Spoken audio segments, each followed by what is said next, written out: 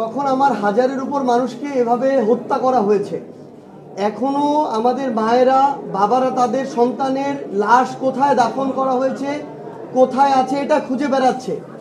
এবং সে সময় পরিপ্রেক্ষিতটা এমন ছিল যে আমরা রায়ের বাজারের সেই কবরস্থানে গিয়েছি যেখানে শতাধিক লাশ বেওয়ারিশভাবে দাফন করা হয়েছে, অথচ তাদের প্রত্যেকেরই ওয়ারিশ রয়েছে।